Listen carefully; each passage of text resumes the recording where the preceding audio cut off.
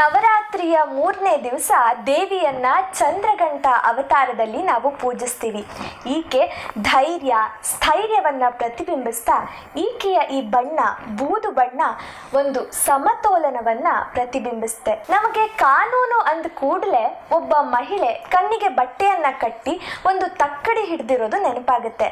ಇದ್ಯಾಕೆ ಅಂತ ಯಾವತ್ತಾದರೂ ಯೋಚನೆ ಮಾಡಿದ್ದೀರಾ?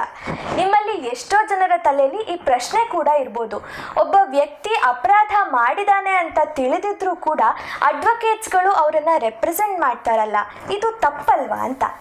ನೋಡಿ, ಕಾನೂನಿನ ದೃಷ್ಟಿಯಲ್ಲಿ ಒಬ್ಬ ವ್ಯಕ್ತಿ ಅಪರಾಧಿ ಅಂತ ಸಾಬೀತಾಗೋವರೆಗೂ ಕೂಡ ಆತ ಬರೀ ಆರೋಪಿ ಮಾತ್ರ. ಹಾಗೆ ನೋಡಿದರೆ ಒಬ್ಬ ವ್ಯಕ್ತಿಯನ್ನ ಯಾರು ರೆಪ್ರೆಸೆಂಟೇ ಮಾಡದೆ ಹೋದರೆ ಆ ಕೇಸ್ ಮುಂದುವರಿಯೋದಕ್ಕೆ ಆಗೋದಿಲ್ಲ, ಅಥವಾ ಅಲ್ಲೇನಾದರೂ ತಪ್ಪಿದ್ರೆ ಅದಕ್ಕೆ ಬೇಗ ಶಿಕ್ಷೆಯನ್ನು ಸಹಿತ ಕೊಡಿಸೋದಕ್ಕೆ ಸಾಧ್ಯ ಇಲ್ಲ. ನಿಮ್ಮ ತಲೆಯಲ್ಲಿರುವ ಗೊಂದಲಗಳಿಗೆ ಉತ್ತರ ಸಿಕ್ತು ಅಂತ ಭಾವಿಸ್ತೀನಿ. ನಾಳೆ ಸಿಗೋಣ. ನಮಸ್ಕಾರ.